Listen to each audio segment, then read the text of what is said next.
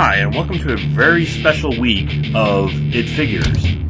Every day this week, I am going to bring you a brand new review of the new released Garbage Pail Kids blind unboxings. I'm actually going to start this off, though, with the big one, Atom Bomb, that they just came out with, and I will review him first. So as I was thinking about doing these reviews, I realized a lot of people out there probably don't even know what the Garbage Pail Kids were or are. I'm imagining half of my audience probably wasn't even alive when they came out. But for those who were and are still huge fans of them, I thought it'd be fun to take a look at the history of the Garbage Pail Kids and where they came from. So let's go ahead and start it right now. Here is the history of the Garbage Pail Kids. And afterwards, I will review Atom Bomb.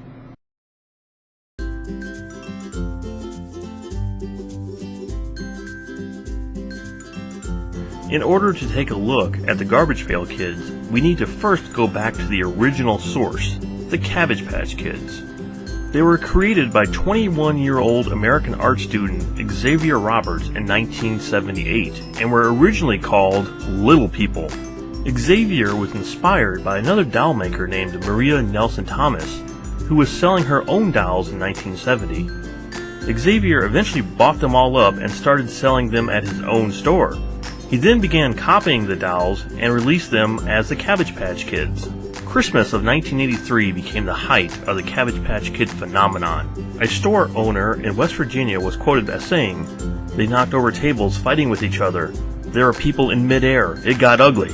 There were rumors that other employees in Pennsylvania armed themselves with baseball bats because they thought their lives were in danger. So with any great product, a parody of it would have to arrive soon. In 1985, the Topps Chewing Gum Company, with Mark Newgarden and Art Spiegelman, a Pulitzer-winning cartoonist, created the Garbage Pail Kids. It was an instant success and even spawned a movie. In each of their earlier packages, you would get 5 stickers, each one with amazing artwork and funny names to accompany them, along with a single stick of gum. The original Garbage Pail Kids lasted for a 16-series run from 1985 to 1988. Between 2003 and 2007, all new Garbage Pail Kids arrived, but only lasted for a 7-series run. In 2010 and 2011, there was a flashback series. 2012 and 2013 brought us another new series, and between 2013 and 14 there was a Chrome Editions. Now we have a yearly series still being produced. So there you go, hopefully you enjoyed that. So now let's take a look at the very first Garbage Pail Kids card and figure. First, let me say that this is sort of a full circle for me because the Garbage Pail Kids was one of my very first addictions. I bought so many packs of those cards, which I actually still have most of today, and I bought them because they were fun, the artwork was amazing, and they were just plain addicting. And now to have a 3-dimensional figure of these is literally a dream come true for me. And being that they're made by Funko, I was kind of worried about these at first until I got my first look at the gigantic Atom Bomb. The packaging is really nice. On the side you can see all the figures from the first line of the series. And I have to say, I was confused when this one came out because I thought they were all going to be this size. But this is just a special big Atom Bomb. All the other ones are smaller, as you can see here, mystery minis. On the other side, it gives you a brief history of what I just went through at the beginning of the video. Alright, so let's go ahead and open up Atom Bomb, and let's actually see how collector friendly this box really is. If you take a look at the very top of the box, it basically has a plastic covering over the top of his head. There's no wires or rubber bands or anything to hold him in. It's just a molded piece of plastic, which you can replace him in really easily. Here we go, one of my childhood collector's dreams finally came true. First, let's take a look at the sculpt. The body itself is very plain. He has an open hand, and both of the sculpts of the hands are exactly the same, but it looks like he was able to hold something. The face is pretty much perfect. From the dimple, the mouth, the eyes, the nose, the ears, this is a Cabbage Patch Kid.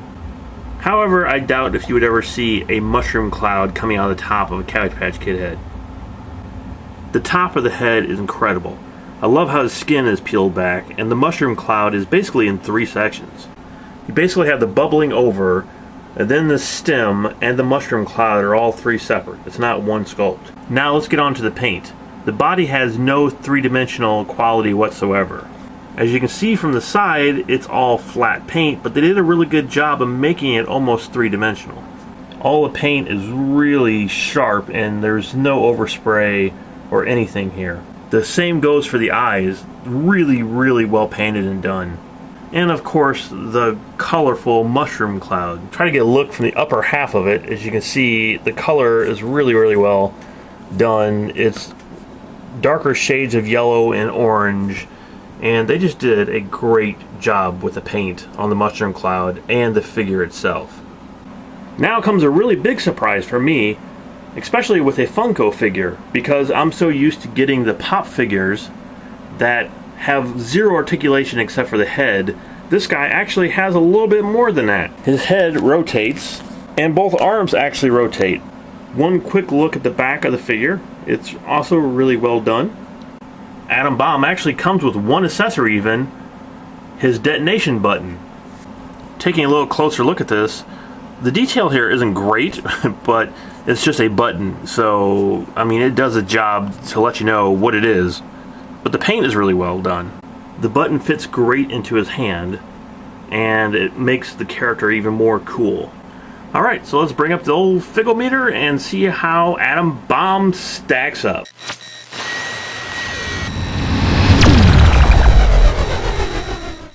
If they had released these back in the 1980s, I would have collected every single one of them just like I'm going to be doing now.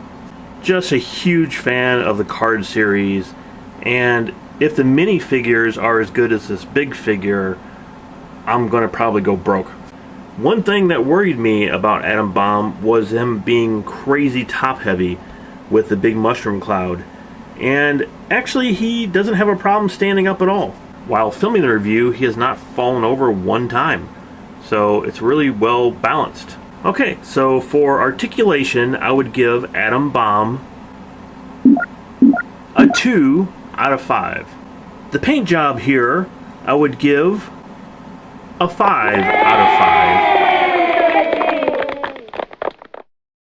5. And overall sculpt for Atom Bomb, a 5 out of 5. This is definitely going to be on my 2015 favorite release this year of any figure.